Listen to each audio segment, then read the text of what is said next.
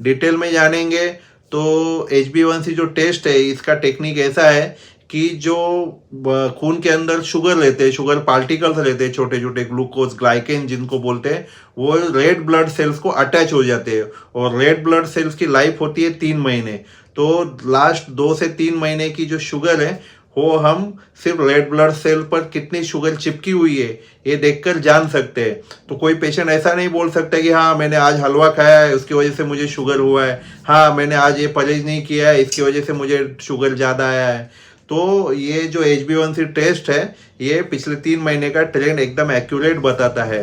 तो इसके normal levels क्या है, इसका नॉर्मल लेवल है 5 और 5.5 के अंदर ये रहना चाहिए।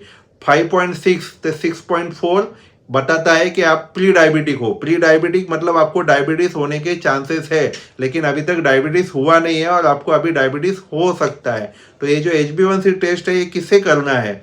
HbA1c टेस्ट जो है ये हमको ये जानने के लिए करना है कि पेशेंट अच्छा कंट्रोल में है या नहीं है, पेशेंट प्री डायबिटीज है या नहीं है, पेशेंट गोलियां बराबर टाइम पर खा रहा है या नहीं खा रहा है, ये जानने के लिए करते हैं।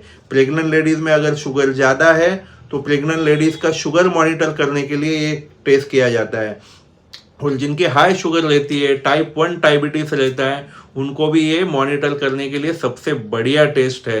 तो HbA1c टेस्ट थोड़ा महंगा पड़ता है, लेकिन फास्टिंग और पोस्ट लंच शुगर से ये ज़्यादा स्पेसिफिक आइडिया देता है। तो ये जो रीडिंग 5 से अगर नीचे आती है तो समझ लीजिए कि टेस्ट में कुछ तो भी गड़बड़ है और ये टेस्ट बराबर हुआ नहीं है। आपको खून कम है, लीवर की बीमारी या किडनी की बीमारी है तो भी ये टेस्ट गलत आ सकती है, इसकी जो रीडिंग है ये गलत आ सकती है। और समझो इसकी रीडिंग अगर इससे ज़्यादा आई तो मत समझ लीजिए कि आपको अनकंट्रोल डायबिटीज़ है और आपको उससे किडनी की बीमारी, दिल की बीमारी, आँख खराब, नसें खराब होने वाली है।